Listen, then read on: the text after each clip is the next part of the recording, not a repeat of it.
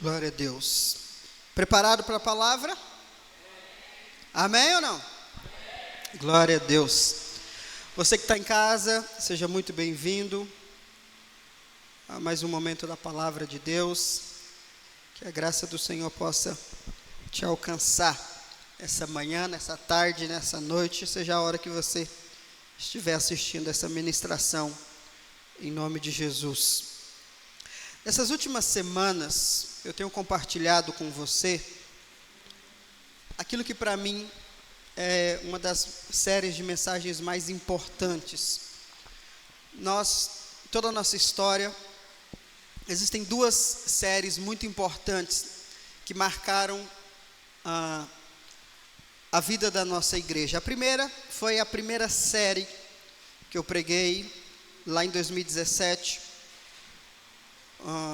Comecei, depois eu refiz ela em 2018, que foi sobre identidade e propósito. Foram 25 domingos, metade do ano, falando sobre identidade. E a outra foi a que nós falamos em 2022, sobre o Apocalipse, onde nós estudamos o livro do Apocalipse. E agora, nessa nova fase que nós estamos vivendo, eu creio que essa série, que não tem um título, nós estamos falando da graça, mas essa série é uma das mais importantes para nós como igreja. Eu espero que você esteja mergulhando nisso, se aproveitando disso, porque para mim tem sido muito abençoador. Mas como eu sempre falo para você ouvir no domingo não muda nada. Você precisa ouvir e ouvir. Então, medite na palavra, receba dessa palavra em nome de Jesus. Amém? Na semana passada, eu compartilhei com você sobre a diferença entre justificação e santificação. Quem recebeu dessa palavra? Muito interessante, Você já tinha prestado atenção, ouvido sobre isso, dessa clareza ou não? Eu também não, foi bem interessante, eu gostei, eu estava assistindo depois e foi uma bênção. E aí, você sabe que todas as vezes que a gente ouve falar da graça, os questionamentos são os mesmos, Então, quando eu ouço ou falo sobre perdão, as pessoas falam que eu posso pecar livremente. Aí, semana passada, eu expliquei para vocês sobre o que é a transformação de Deus. E aí, uma terceira coisa que as pessoas sempre perguntam é: mas e a disciplina de Deus? Deus não disciplina as pessoas? Vira para o seu irmão e fala: você já foi disciplinado por Deus, irmão?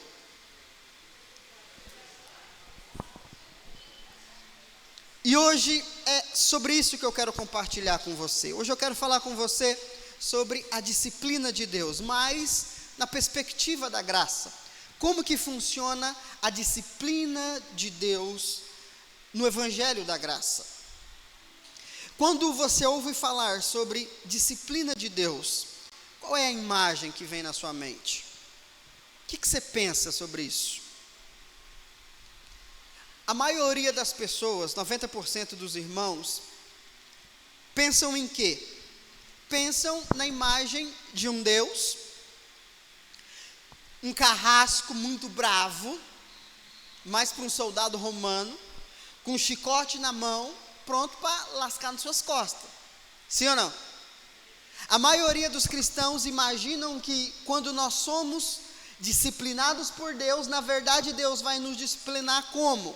Mandando doença, quebrando uma perna, um braço, colocando um câncerzinho só para, aleluia. É assim ou não? Nós somos ensinados que Deus, quando Ele quer nos disciplinar, na verdade Ele acaba nos punindo e não nos disciplinando. É interessante que tem uma música muito antiga, que a gente gosta de cantar. Como é que começa ela? Eu quero ser Senhor amado, como um vaso nas mãos. Profecia de Jeremias. Quebra minha vida. aleluia. Quebra, Senhor.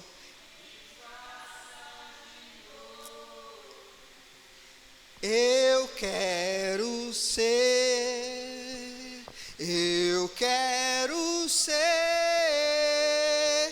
um vaso novo.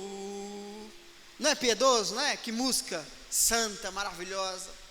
Só que o que há por detrás dessa música? Uma mentalidade de que para Deus nos consertar, Ele precisa nos quebrar. Quebra a minha vida e faça de novo, porque o Senhor fez errado.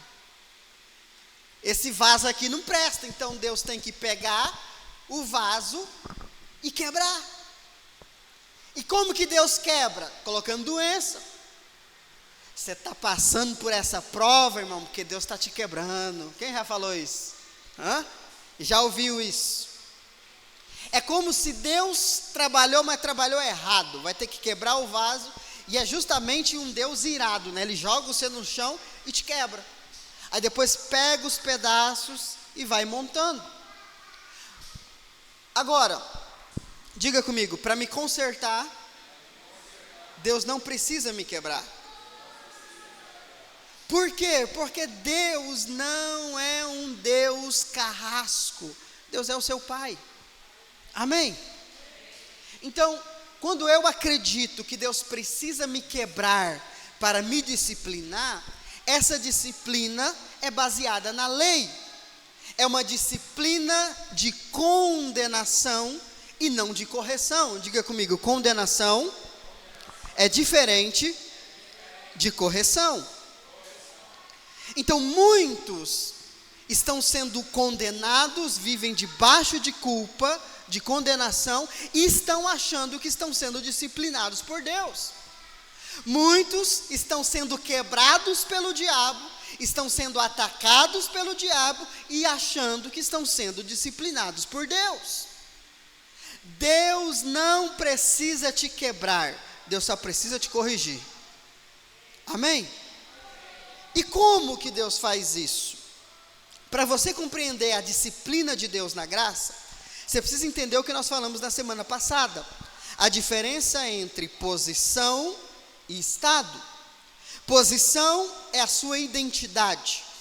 É quem você é em Cristo. É quem você é por causa de Cristo. Você é quem você é por causa de Cristo Jesus na sua vida. Amém?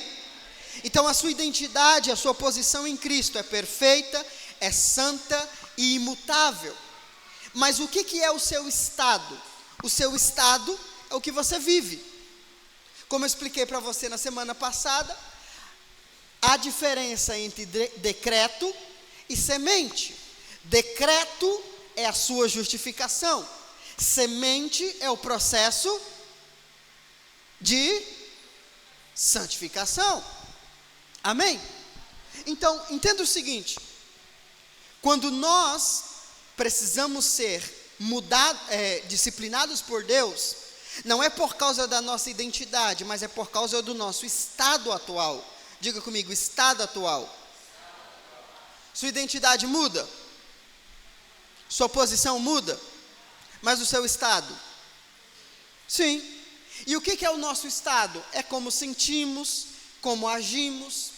E essas coisas mudam de acordo com a nossa maturidade. Quanto menos maduro espiritualmente você é, mais atitudes erradas você vai ter. Por quê? Porque uma criança comete erros. Uma criança comete falhas. Mas espera-se que conforme ela vai crescendo, ela vai amadurecendo. Então, espiritualmente é do mesmo jeito.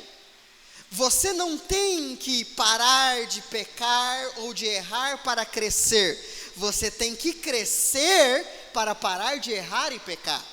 Esse é o processo da santificação. Amém? Então, entenda que quando nós somos disciplinados por Deus, Deus não está tentando nos punir, mas Deus está tentando nos alinhar com a nossa identidade original. Amém? Então, é como se nós pensássemos assim: pequei e agora Deus vai me punir. Preste atenção no que eu vou te dizer, porque é a base de tudo que eu vou explicar para você aqui. Eu tenho muita coisa para falar, né? Como diria o irmão cantor, eu tenho tanto para lhe falar, mas o tempo não me deixa dizer. Então eu vou tentar correr aqui, você vai comigo aí, amém?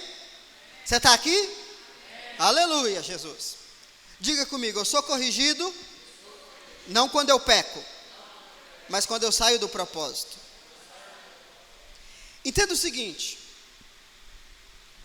quando você está debaixo da disciplina de Deus, Deus não está punindo você pelo seu passado, pelo seu pecado. Deus está alertando você que você está saindo fora do propósito dele na sua vida.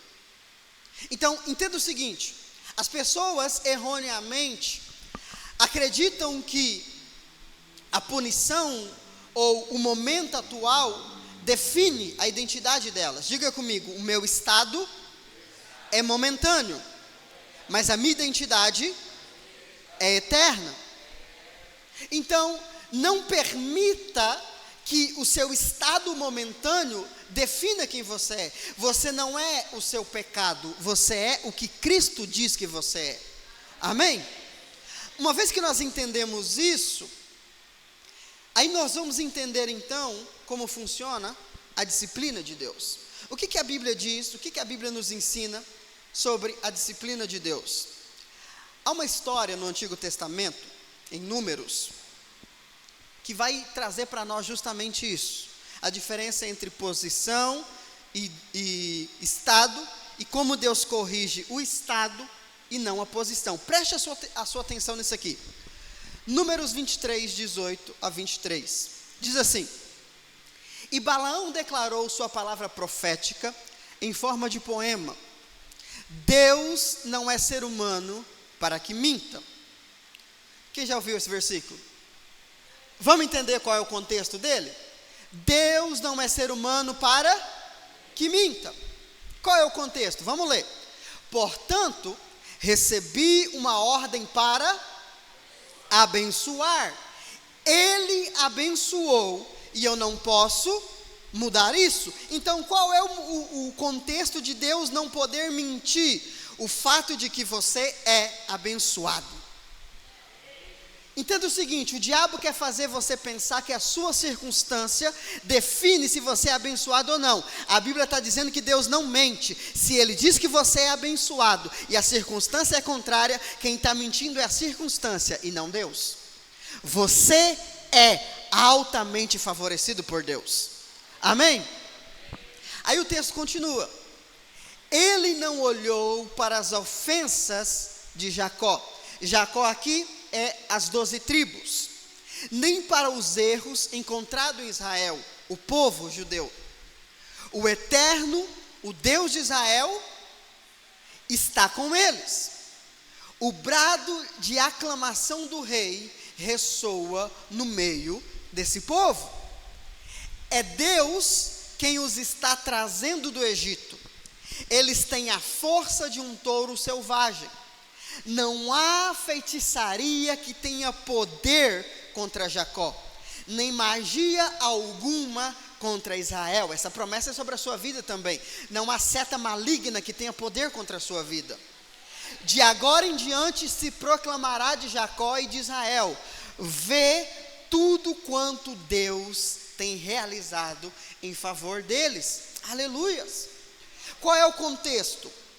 O povo de Israel está avançando na terra de Canaã, no deserto, e aí eles chegam num lugar, estão prestes a entrar, aliás, na terra prometida, né, próximo de Jericó, e aí o rei de Moabe vem até Balaão, chama Balaão, fala: Balaão era um profeta de Deus, não era profeta do diabo, era um profeta de Deus.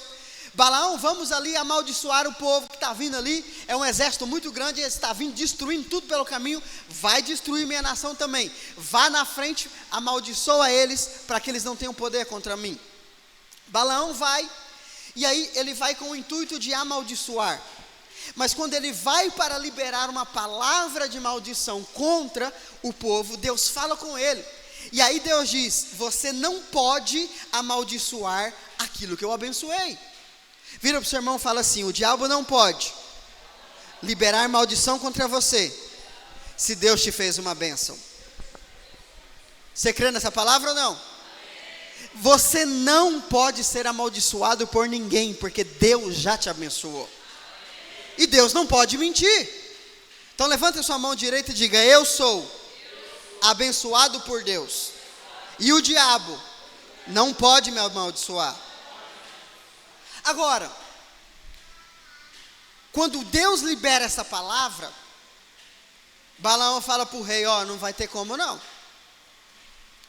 Aí o rei falou assim: não, olha mais de perto, vê se você não acha uma brecha espiritual no meio deles, para que Deus se vire contra eles. Olha a estratégia do diabo. O diabo queria achar uma brecha. O que é uma brecha? Uma falha, um erro. O diabo queria encontrar no meio do povo, que era abençoado, uma brecha, uma legalidade espiritual, para que mesmo debaixo da bênção, eles pudessem ser amaldiçoados. E aí essa é uma crença que nós trazemos do Antigo Testamento, né?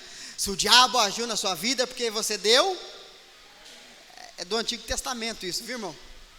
Mas nós gostamos, né, dessas coisas. Diga comigo: na minha vida não tem brecha, tem um portão. Tem um portão, irmão.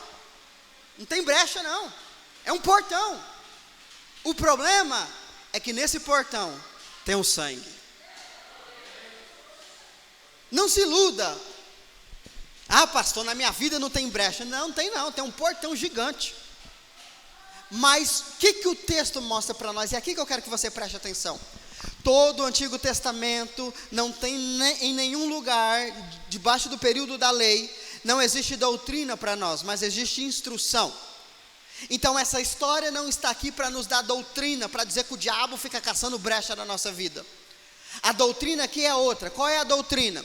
Olha o que Balaão disse: Deus não olhou para as ofensas, para os pecados de Jacó, nem para os erros encontrados. O próprio Deus disse isso para Balaão e Balaão profetizou. Quando você lê essa frase, o que fica claro? Tem pecado ou não tem? Tem brecha ou não tem? Mas o texto diz que Deus... Uau, isso é muito forte.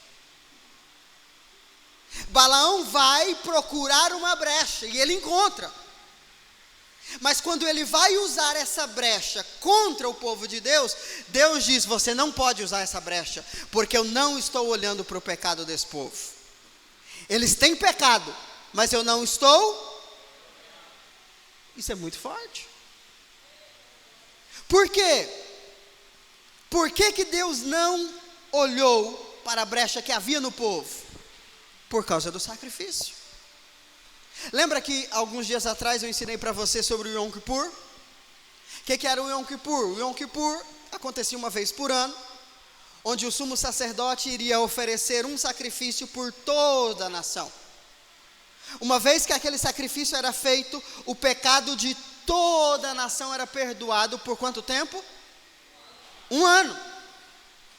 Então, se desse período de um ano, o povo pecasse, o povo se afastasse dele, ainda assim, Deus não poderia amaldiçoar, por causa do sacrifício. Então aqui agora na história de Balaão, você tem o retrato disso acontecendo. Havia o pecado no meio do povo?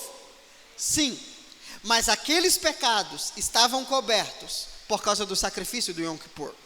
Deus, ainda que o povo estava em pecado, Deus não podia punir o povo pelo pecado, porque o sacrifício havia sido feito, o sangue havia sido derramado, e Deus recebeu aquele sacrifício.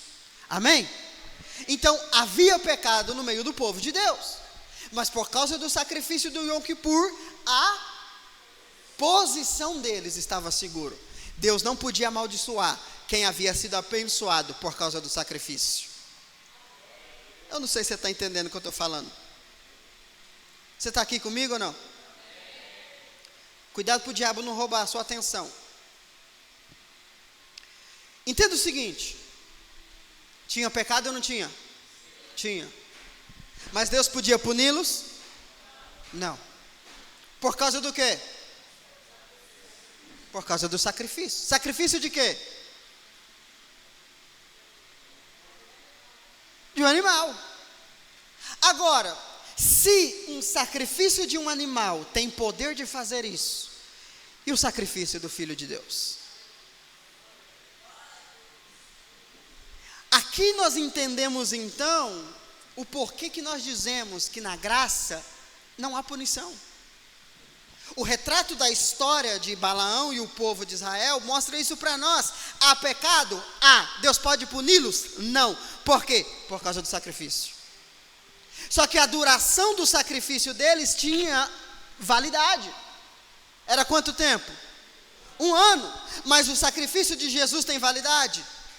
Se por 1 ano, ainda que houvesse pecado em Israel, Deus não podia puni-los, na graça para todos sempre, não há mais ira e nem juízo de Deus para nós, porque o sangue nos cobre e nos guarda. Ainda que haja um portão de brecha na nossa vida, o sangue não dá legalidade alguma para o diabo agir na nossa vida. Mas nós precisamos crer e nos apropriar disso. Se você crê que o diabo pode usar o seu pecado contra você, ele vai fazer. Mas se você crê que não há mais nem ira, nem juízo de Deus contra a sua vida, o diabo não pode fazer nada. Amém? Não há ira nem juízo de Deus reservado para você. Por quê? Porque toda ira, toda condenação, todo juízo que Deus tinha contra você, foi derramado sobre Cristo na cruz. Não sobrou nada para mim. Aleluia. Sobrou nada. Pastor, mas e se Deus ficar irado comigo hoje? Não tem como. Toda a ira de Deus foi derramada sobre Jesus. Sobrou nada para você não. Sobrou só bênção. Vira para o seu irmão e fala: só tem bênção para o seu irmão. Alô, tem alguém comigo aqui, gente? Jesus, dá uma salva de palmas ao Senhor aí.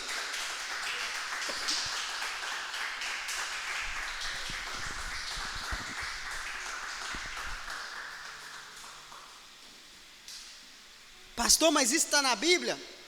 Na Bíblia, dos crentes, dos católicos, de todo mundo. Romanos 5, versículo 1. Portanto, havendo sido justificados pela fé, temos paz com Deus. Qual é o oposto de paz? Guerra. Nós estamos em paz com Deus. Deus não é meu inimigo. Nós estamos em paz. Agora, essa paz nos foi dada por meio do nosso Senhor. Aí o versículo 9 vem a aplicação da revelação. Agora, como fomos justificados pelo seu sangue, muito mais ainda, por intermédio do sangue, seremos salvos da ira de Deus. Acabou. Se eu creio que eu sou justificado, por isso que a pregação da semana passada foi sobre isso. Se eu creio que eu sou justificado, eu também preciso crer que não há mais ira de Deus para mim. Pastor, mas se não tem ira, por que tem disciplina? Porque a disciplina não é fruto da ira de Deus. A disciplina é fruto do amor de Deus por você. Deus não te disciplina para te punir. Deus te disciplina para fazer você crescer. Amém?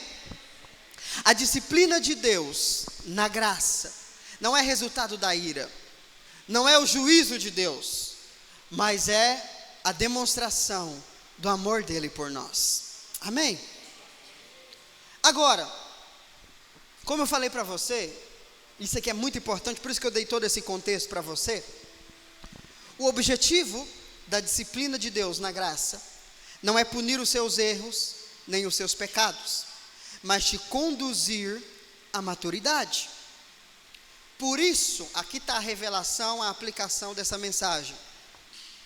Não somos disciplinados quando pecamos, mas quando abrimos mão de viver segundo nossa nova identidade e segundo o nosso... Pastor, se eu pecar, Deus vai me disciplinar? Não. Por quê? Porque quando você peca, Deus te quer consciente do perdão e não do pecado. Agora, se eu quero espontaneamente viver praticando o pecado, Deus vai me disciplinar? Sim, porque eu estou abrindo mão da minha identidade. Deus não vai me disciplinar porque eu sou pecador. Deus vai me disciplinar porque eu sou santo e estou agindo como pecador. Consegue ver a diferença? Posição, santo. Estado, habituado ao pecado. Deus não vai me disciplinar para eu ser santo. Deus só vai me disciplinar porque eu sou santo e estou me comportando como alguém que não tem uma identidade clarificada. Está entendendo? Por isso, disciplina não é para todo mundo. É só para quem entende a graça. Quem vive debaixo da lei não é disciplinado, é punido. É diferente. Quem não entende a graça não pode ser disciplinado. Porque a disciplina de Deus é para trazer maturidade. E o que é a maturidade? Hebreus capítulo 5 diz que maturidade, capítulo 6 aliás, diz que maturidade é ter discernimento da justiça. E o que é a justiça? A obra de Cristo. Então eu só posso ser maduro se eu entendo a revelação da graça. Se eu não entendo a revelação da graça, eu sou imaturo. Então, quem é disciplinado? Diga comigo, apenas os filhos da graça. Tem filhos da irmã Graça aqui? Aleluia. Um dia Deus vai mandar uma irmã Graça para o nosso meio. Aí nós vamos falar dela todo culto. Hebreus 12 fala o seguinte, que é o texto que fala sobre disciplina. E estáis esquecidos da palavra de encorajamento. Então, o que ele vai falar agora é para encorajar você. Não é para dar medo e nem punir. É para encorajar. Que ele corrige como filhos. Meu filho, não desprezeis a disciplina do Senhor, nem desanimeis, quando por ele sois repreendido. Pois o Senhor disciplina quem ama, e educa todo aquele a quem recebe como filho. Diga comigo, Deus disciplina os filhos. Você é filho de Deus? Está sendo disciplinado por Ele? Não sei, vamos descobrir hoje. O meu tempo já acabou, mas você aguenta mais um pouquinho? Amém? Eu vou continuar pregando, se quiser ir embora pode ir. Vamos lá, que eu nem cheguei ainda no que eu preciso falar para você. Quando você peca, Deus quer te fazer consciente do perdão. Pastor, pequei, o que eu faço? Deus vai me bater? Não, Deus vai te ensinar. Você é perdoado, plenamente perdoado. Não lembro dos seus pecados, não olho para os seus pecados, eu olho para o sangue. Amém? É só quem entende a graça que vai viver isso, porque quem está debaixo da lei está pedindo perdão, está fazendo promessa, não é isso que Deus tem. Mas, quando você decide abrir mão da sua identidade e do seu propósito em Cristo, para viver uma vida, aqui já começa a disciplina. O livro de Hebreus e o livro de Gálatas só foram escritos porque os irmãos da igreja primitiva estavam deixando de viver na graça e voltando a viver na lei. Então, o livro de Hebreus todo combate isso. Ele combate a lei em favor da graça. Então, quando o escritor, lá no capítulo 12, fala sobre disciplina, ele não está falando de pecado. Ele está falando de irmãos que estão deixando de viver na graça para viver na lei. Amém? Então, primeiro ponto, quem de Deus disciplina? Filhos da graça, que estão vivendo como filhos da lei. Pronto, se você já tem justiça própria, se você tem vitimismo, você está na lei. A disciplina do Pai vai te pegar. Não para te punir, mas para te fazer amadurecer, entender, fazer você entender que você está no nível superior. Amém?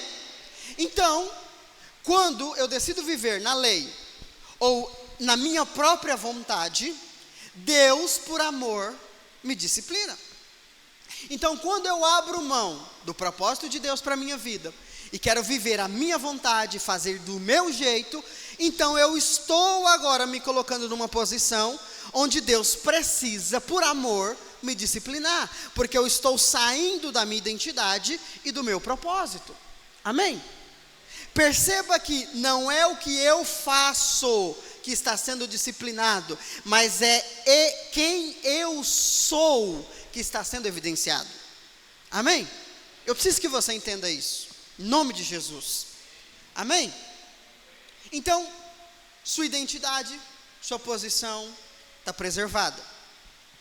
O que Deus quer alinhar é o seu comportamento, e principalmente a sua mentalidade. Amém? Tem um monte de coisa aqui, mas eu vou avançar. Depois, um dia, você vai ter oportunidade de ouvir mais sobre isso, porque eu quero falar com você 7 maneiras que Deus nos disciplina. Quantas?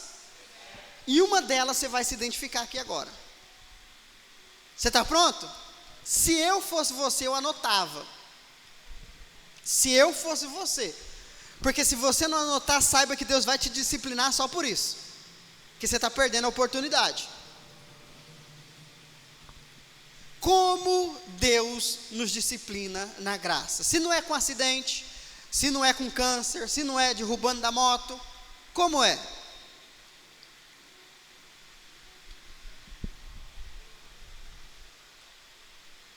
Vamos lá, 7 coisas,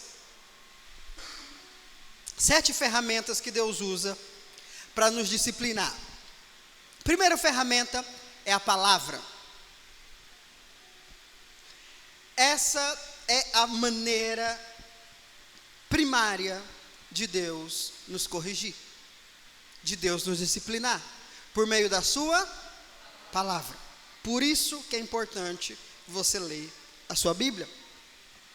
Crente que não lê a Bíblia já vai pular essa parte da disciplina. E aí você vai perceber que é gradativo. Então, se você não é disciplinado, se você não ouve a primeira correção, você vai para o segundo. E aí são degraus que você vai passando. Amém? O primeiro degrau da disciplina de Deus é palavra. E como que Deus faz isso? Por exemplo, imagine que você está vivendo. Me ajuda, irmão, em nome de Jesus. Deixa eu você pregar depois. Ouve primeiro, depois você prega. Imagine que você é um fofoqueiro. Gosta de falar da vida dos outros. Aí você lê lá em Efésios: não saia da vossa boca nenhuma palavra torpe, antes seja a tua boca a sua boca fale daquilo que edifique. Isso é uma disciplina.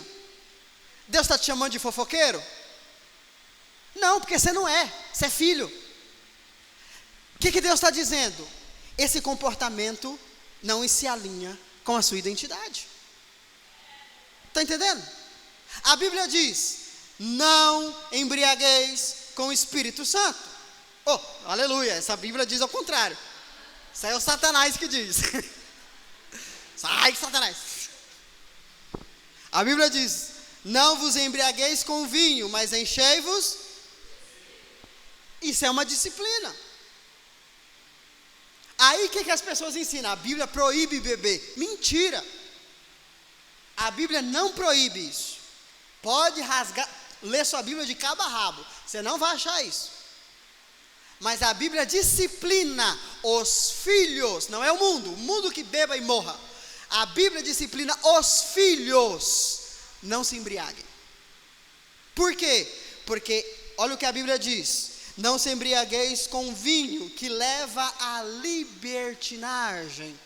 O problema é o vinho? Não, o problema é o que ele produz. Por exemplo, se é um depressivo melancólico, você bebe, você quer morrer. Já viu aquelas pessoas que bebem e ficam chorando? Já viu? Dá uma raiva ou não dá? Ai, minha vida não presta, meu Deus. O problema não é a bebida, é isso que enche o saco dos outros. Então Deus está disciplinando. Se você não tem controle, não faça. Deus não está dizendo que você é um beberrão. Deus está dizendo que você é um filho. E porque você é um filho, você precisa se comportar como filho. Amém? Essa é a disciplina. Então, a primeira forma que Deus usa para nos disciplinar é por meio da palavra. Você já foi num culto onde você estava com uma decisão tomada e a pregação fez você mudar de ideia? Já passou por isso ou não? Disciplina. Você ia tomar a decisão errada, antes de você fazer a coisa errada, Deus já te disciplinou. Não é coisa boa? Irmão, disciplina é coisa boa, quando você entende. Então, antes de você tomar a decisão errada, Deus fala, não, aí não, alô, você vai morrer. Não é profecia, é palavra. Estou falando de profecia, é isso que te digo, vai morrer. Não, isso aí não, falando de palavra, pregação, amém? Por isso, leia a sua Bíblia e ouça a palavra sendo pregada, em nome de Jesus, amém, irmão? Valorize meu trabalho. Segunda coisa, meu Deus, ao tempo. Não vai dar tempo de eu falar 7 não, hein? Segundo, o Espírito Santo. Essa é a disciplina interna. Como que funciona a disciplina do Espírito Santo? Você já passou por essa experiência de que você faz uma coisa errada, que para você é certa, mas depois você fica com aquele incômodo? Não é a condenação, não é uma voz dizendo, você é um pecador desgraçado, você vai para o inferno. É aquele, será que eu fiz certo? Será que é isso mesmo? Já passou por isso ou não? Esse é o Espírito Santo, dizendo para você assim, ó filho, você é filho, você é amado, mas você fez errado. É a disciplina, está vendo que vai aumentando? É a disciplina do Espírito Santo. Você está indo para um lugar e o Espírito Santo fala para você, não vai não. Como que ele fala? Você sente o peso. Às vezes eu passo por isso. Vou fazer uma coisa, aí me dá aquele medo assim, e fala, vou mais não. O que é isso? É o Espírito Santo. Ele está disciplinando você porque aquela atitude ia ser errada. Você está entendendo? Amém? Então, é o Espírito Santo trazendo para nós, talvez um incômodo, uma sensação ruim, para nos disciplinar de uma decisão errada. Então, a palavra vem em primeiro lugar, depois o Espírito Santo. Amém? Aí você não ouviu a palavra, porque você não escuta a pregação durante a semana, você é teimoso, você não escuta o seu pastor. Aí o Espírito Santo fala com você não entende, porque você não ouve a palavra, aí você não sabe quando é o Espírito Santo falando com você. Aí vem o terceiro nível da disciplina, que são as consequências. Você fez a coisa errada, você não ouviu a palavra, você não ouviu o Espírito Santo, aí Deus na sua soberania permite você colher os frutos da sua decisão errada. Quem já passou por isso não levanta a mão não. Aqui está um alerta muito grande, irmão. Por isso que eu falo que essa série de ministrações está sendo muito poderosa, porque Deus falou comigo muito nesse ponto aqui. As consequências dos seus erros só vão acontecer na sua vida se você não cair na disciplina de Deus. Aí eu fiquei pensando, como assim, Senhor? Deus não está preocupado em fazer você colher as sementes ruins que você plantou, porque Jesus já plantou uma boa semente em você. Você só colhe as consequências ruins daquilo que você fez se você rejeitou a palavra de correção e a voz do Espírito dentro de você. Por isso, não é normal você sofrer as consequências dos seus erros. Filhos da graça. Amém? Não, pastor, eu estou passando isso porque no passado eu fiz errado. Então você não foi disciplinado. Porque Deus não está querendo que você colha dos seus erros. Deus quer que você colha de Cristo. Amém? Mas se você não ouve a palavra, se você não ouve o Espírito, o próximo passo da disciplina é a consequência. Amém? Então você ouve sobre dízimo, você ouve sobre oferta, você ouve sobre administração, e você está cagando para tudo isso. Aí a palavra está te ensinando, faça isso, seja generoso. E você quer o quê? Vocês querem roubar meu dinheiro. Aí o Espírito Santo vem, na hora da oferta, o Espírito Santo fala, dá. Você fala, dou nada, Satanás, sai. Aí o que Deus permite? Os boletos. O Serasa. Pastor, ora por mim, pastor, porque o Satanás se levantou. Não foi o Satanás, foi Deus. É Deus dizendo para você, você está no caminho errado. Volta. Está entendendo ou não? Eu estou nessa disciplina aqui. Diga comigo, as consequências são para quem não ouviu a palavra e nem o Espírito. Amém? Já viu quando a criança está querendo pôr o dedo na tomada? E você está falando, não põe, menino. Ó, palavra. Aí o menino está lá, e você chega e tira a mão do menino. Espírito Santo. Aí você já falou, já tirou. Quer pôr? Então põe. Já fez isso ou não? Você quer matar o menino? Deus também não. Deus, você só está permitindo a criança passar pela experiência para sofrer as consequências, para ela entender que ali não é o lugar dela. Deus é do mesmo jeito. Deus não quer te disciplinar para punir. Deus quer te disciplinar para te mostrar que ali não é o seu lugar. Amém? Está entendendo? Mas suponha que você não entendeu. A consequência veio e você falou, é assim mesmo, pastor, minha vida é trancos e barrancos, vamos embora. Não é normal não, viu? Não é normal, é vida de gente indisciplinada. Mas, vamos para a quarta. Está pronto? Essa é a forma que Deus gosta de me disciplinar. Confesso meu pecado para você. Qual é a forma que Deus mais gosta de me disciplinar? Fechando as portas.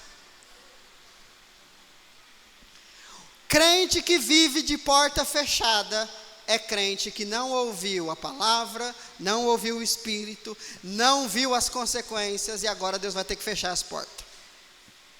Deus te fez para prosperar, amém? Se não está prosperando é porque não está ouvindo, é indisciplinado. Tem alguma coisa aí que Deus está te falando, você está no lugar errado. Quem está entendendo o que eu estou falando? Pastor, então desde quando eu nasci eu sou assim. Diga comigo, porta fechada. Deixa eu te explicar o que é porta fechada para você entender.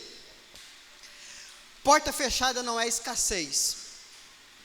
Porta fechada é quando você está prosperando, ou quando as coisas estão fluindo naturalmente, e de repente tudo perde.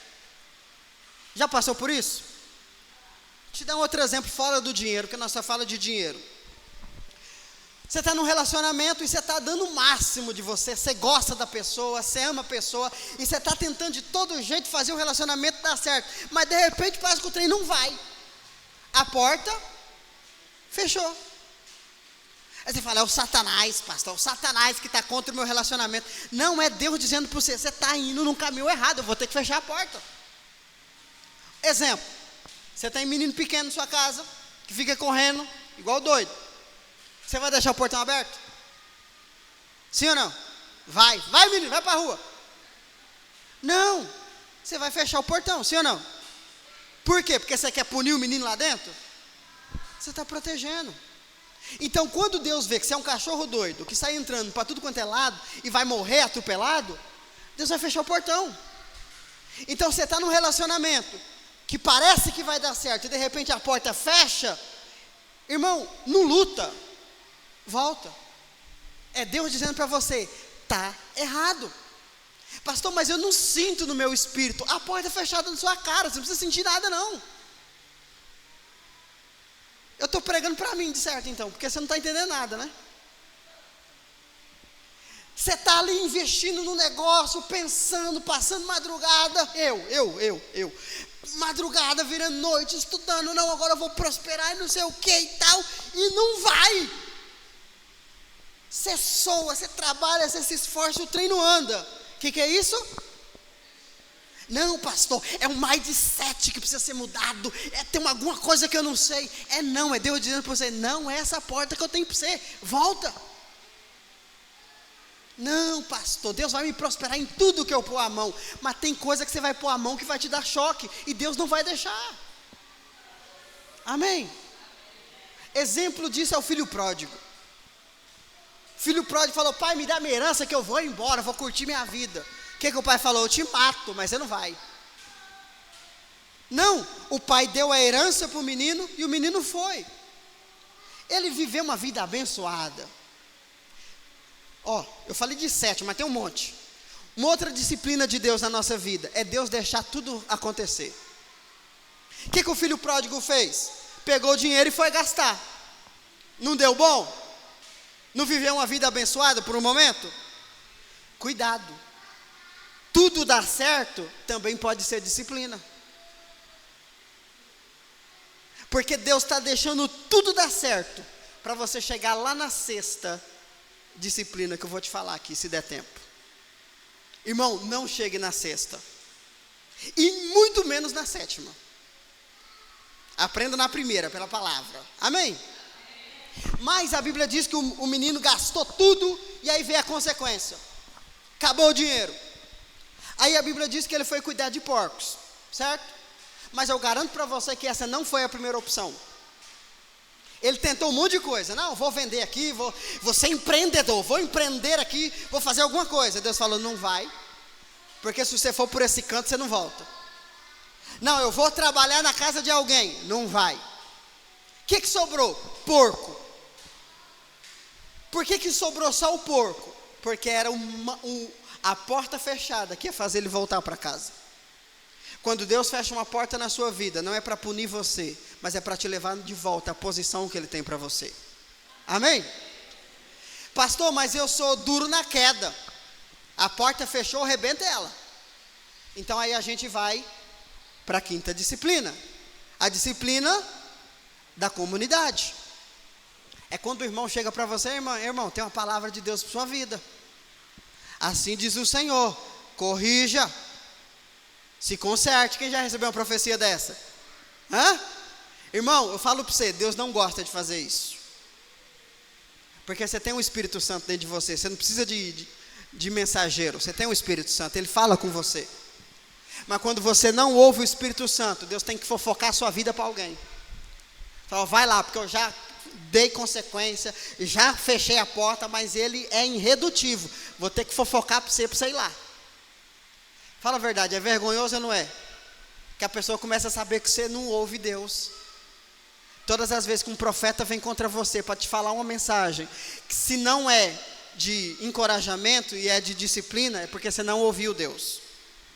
Então não deixa Deus falar com você através de mim, irmão. Porque se eu chegar para falar com você, é porque você está de rebelde. Não é comigo, não, é com Deus. Está entendendo ou não? Você vai no culto: pai, fala comigo, usa alguém para falar comigo. É porque você não ouviu a palavra, você não ouviu o Espírito, você não prestou atenção nas consequências, você ignorou a porta fechada, aí Deus precisa fofocar. Está entendendo ou não? Comunidade. Aí se você pega o irmão que já é fofoqueiro, gosta de falar da vida dos outros, e ele recebe essa profecia, aí a cidade inteira vai saber de sua vida. Está entendendo ou não? Amém ou não? Você está aqui ou não? Amém. Vou acabar. Você me dá mais 5 minutos? Amém forçado, né, irmão? Glória a Deus. Quinto, a comunidade. Não ouviu? Aí vem o sexto, a humilhação. Irmão, não chega aqui não. Chega aqui não. Porque eu vou falar para você, Deus, para humilhar a gente, Ele sabe como faz. Deus chegou para o profeta e falou assim: eu quero o seguinte, quero que você faça um ato profético. Tira suas calças e sai na rua pelado. Fala assim: que profecia é essa? É uma forma de humilhar você. Quer ver uma humilhação? Para trás de mim, Satanás. Ô, irmão, se Deus chamar de Satanás, é uma humilhação, não é?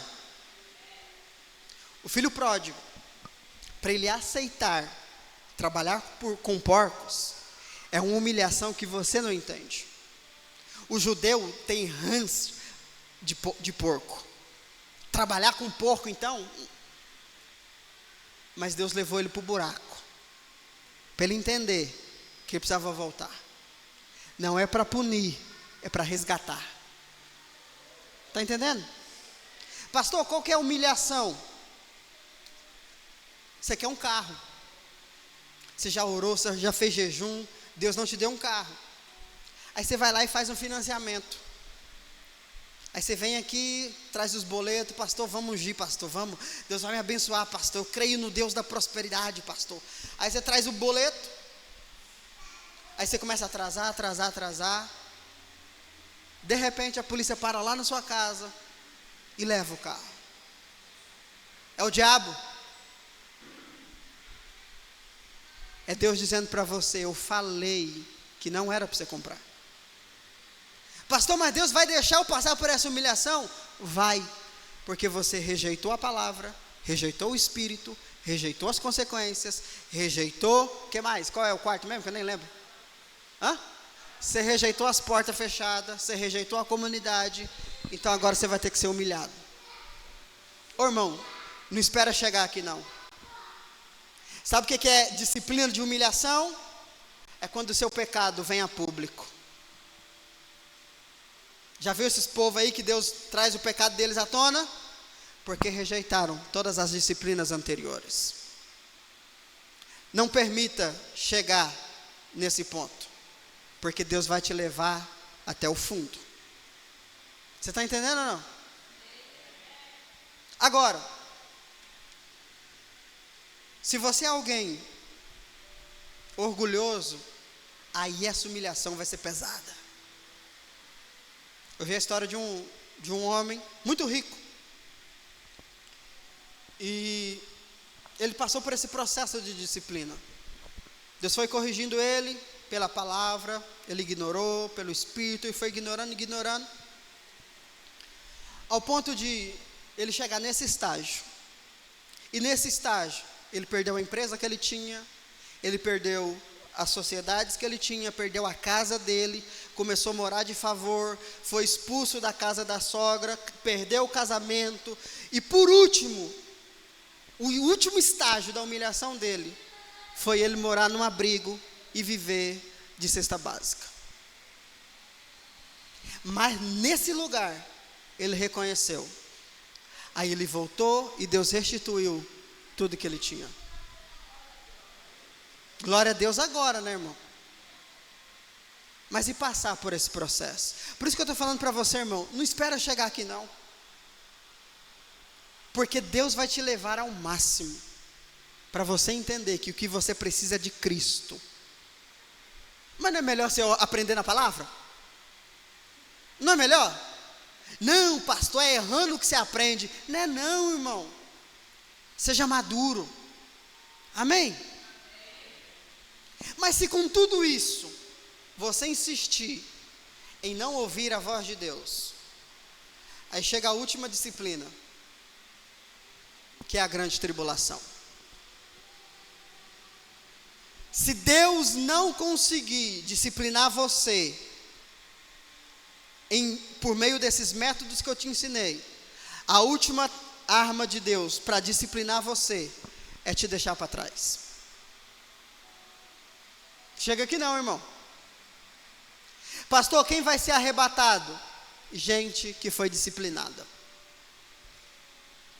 Os indisciplinados, os de coração duro, serão deixados para trás. Por quê? Porque vão ter que aprender aqui, que a única coisa que eles têm é Cristo. Não tem dinheiro, não tem casa, não tem igreja, não tem nada, só tem Cristo. Quem ficar no arrebatamento da igreja, vai ter que correr para receber de Jesus. A provisão vai ter que vir de Jesus. Não é melhor você aprender agora? Quem ficar vai ter que aprender que a família dele não vem em primeiro lugar, é Cristo. Como que ele vai aprender isso? Vendo todo mundo morrer na frente dele. Não é melhor você aprender agora? Quem ficar na grande tribulação, irmão, vai passar por um processo de disciplina muito grande. Não será punido, mas será disciplinado. Mas você não vai chegar nesse ponto, em nome de Jesus. Porque se você chegar, eu não tenho nada a ver com isso que eu estou explicando aqui hoje. Aleluia. Fazer igual Pilatos, esse sangue nas minhas mãos, não. Não seja um crente resistente à disciplina. Amém?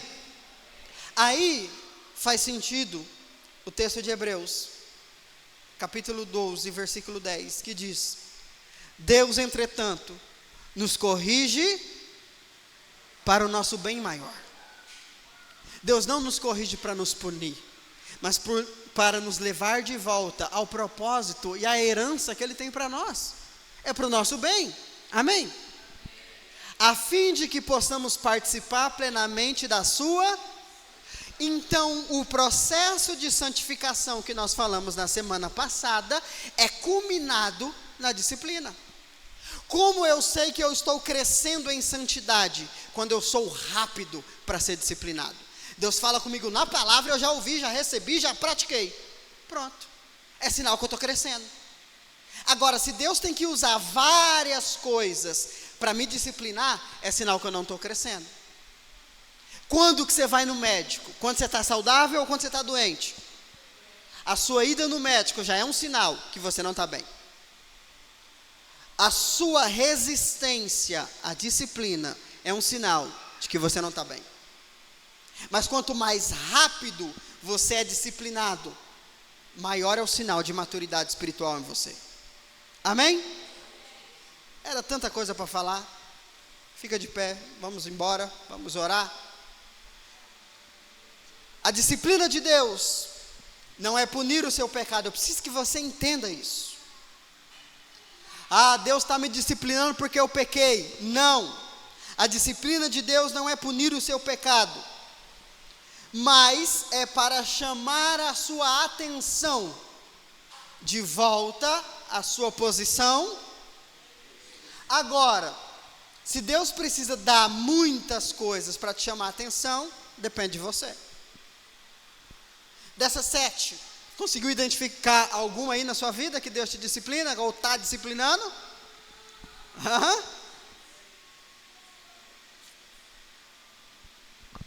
Lembre que eu disse, é um estágio. O último estágio é ficar para trás. Eu não quero passar por esse estágio nem você. Que nós vamos amadurecer tanto que só na palavra nós já vamos ser disciplinados. Por quê? Porque se eu rejeito a palavra, aí eu começo. E o último estágio, antes da grande tribulação, é a humilhação. Deus não quer nos humilhar, Deus quer nos exaltar. É interessante que a Bíblia diz que quando nós nos humilhamos, nós somos, mas quando Deus nos humilha, nós seremos disciplinados. Eu não quero que Deus me humilhe, eu quero me humilhar diante dele. Porque a Bíblia diz que quando eu me humilho diante dele, eu sou. Ai, que Deus bom, né? Deus fala, vem filho, reconhece que você precisa de ajuda, que eu vou te ajudar. Mas se você achar que você é alguma coisa, eu vou te disciplinar. Amém? Você fica mais triste ou mais alegre com essa palavra? Ah, pastor, eu gostava mais quando era só fogo, raio, doença, acidente. Não, essas coisas quem faz é o diabo, não é Deus. Deus não precisa quebrar o seu braço para te ensinar. Ele só precisa falar com você por meio da palavra. E eu espero que essa palavra tenha falado com você hoje. Amém? Obrigado, Senhor, pelo teu amor por nós. Que nós possamos viver em maturidade.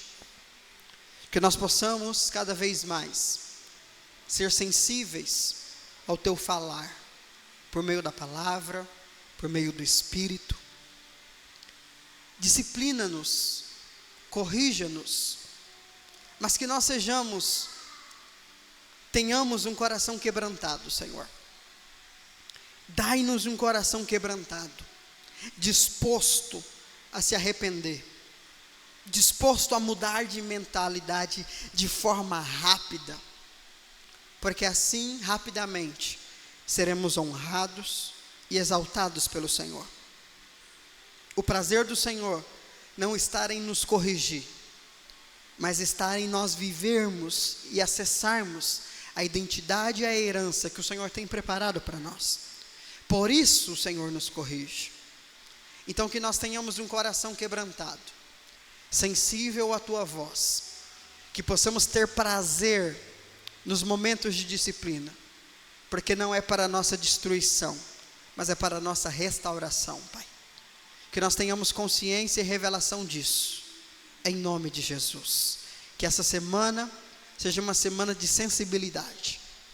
Se existem áreas na nossa vida que nós estamos sendo disciplinados, que o Espírito Santo nos leve a um quebrantamento, e que nós possamos sair deste lugar de disciplina, e assentar à mesa, em um lugar de honra, para desfrutar as bênçãos do Senhor para a nossa vida, Pai. Porque é isso que o Senhor tem. O Senhor tem pensamentos de paz e não de mal, de prosperidade e não de juízo, e de um futuro melhor, ao qual nós esperamos, Pai. Então que essa vontade boa, agradável e perfeita se manifeste sobre a nossa vida, em nome de Jesus. Amém? Deus abençoe você, uma semana abençoada, e semana que vem a gente continua nessa série, em nome de Jesus. Deus abençoe.